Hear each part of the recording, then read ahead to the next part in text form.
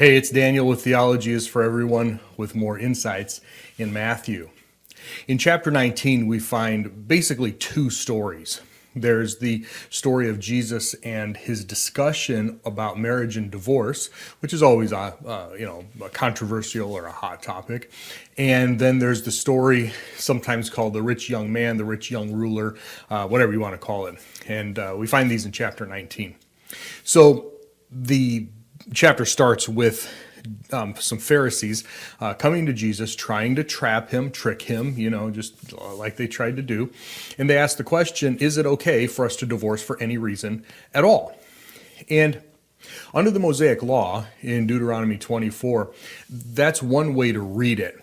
It says if a man finds a fault with his wife, but it doesn't specify what that fault had to be. And some people interpret it, there had to be something specific, legally proven, the whole thing.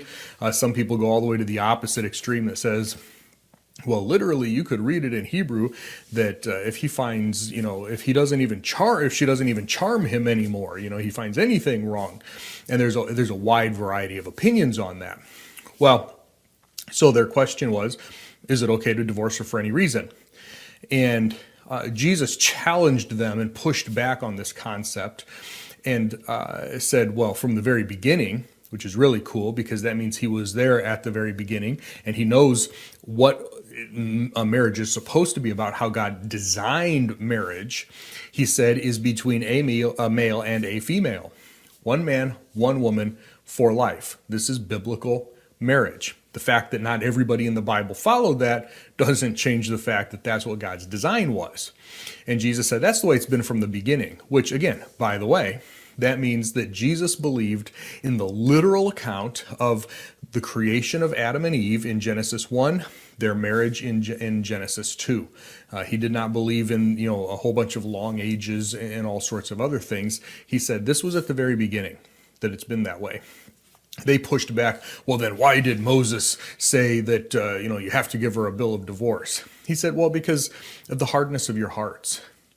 Divorce, John R.W. Stott once said, divorce is a divine concession to a human need or a human weakness.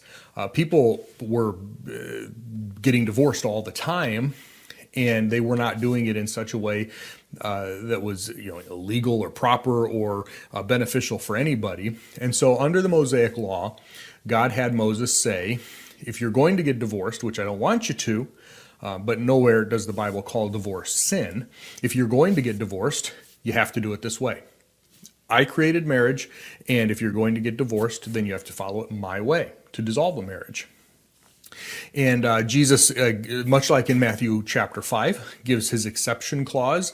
In Jesus' words, only infidelity in marriage is grounds for divorce. Now, Paul expands on that in 1 Corinthians chapter 7, and I have written an entire book on marriage, divorce, and remarriage. In fact, it's called Marriage, Divorce, and Remarriage, and you can click on the link below to find it on Amazon.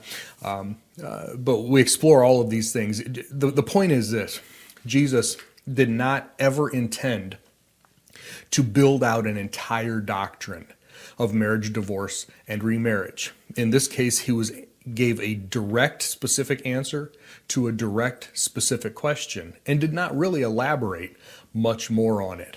So the disciples, the apostles there were like, well, if that's the way it is, then nobody should marry at all. And he said, well, sometimes that's better. And maybe people shouldn't marry at all. I don't think that's what Jesus meant. But he said sometimes that is better. Some people don't marry. And even Paul picked up on this concept in 1 Corinthians 7. Some people it's okay to not be married.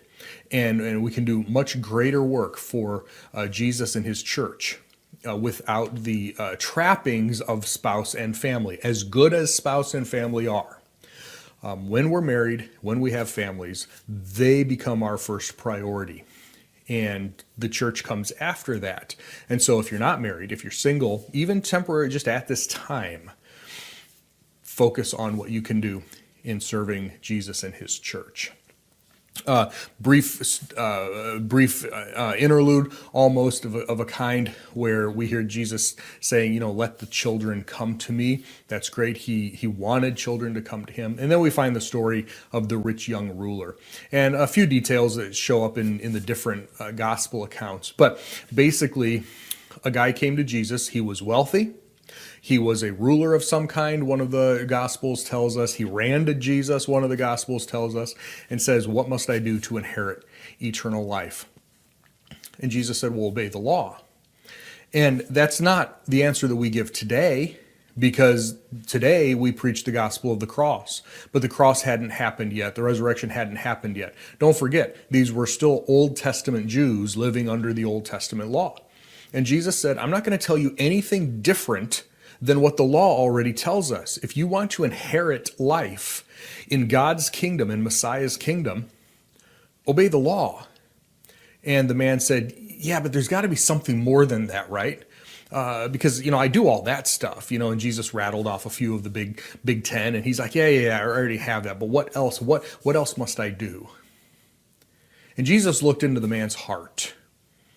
And the man had placed his wealth and his money and his stuff before God. And so even though he was following all of the other commandments, Jesus looked in his heart and saw that he had already violated the first commandment. "You must have no other gods before me." And Jesus said, "Do you really want to know the answer?" "Yes, please." "Sell your stuff. Give it away. Follow me." Again, that's not the path to salvation. We don't have to sell our stuff. God does not expect us to be in poverty or poor and give everything away to everybody. The New Testament doesn't teach that. But in this man's life, under the law, he was violating the very first commandment. Jesus said, "You're not really following me. You're not really following God. You have another God." And the gospel writers tell us that the man turned and went away sad because he was very wealthy. Money was his God. And often today, money is the God of many, many people. When he went away, the disciples looked at him and said, and Peter specifically, he said, "Well, we got rid of everything. We left everything behind and followed you. What did we get?"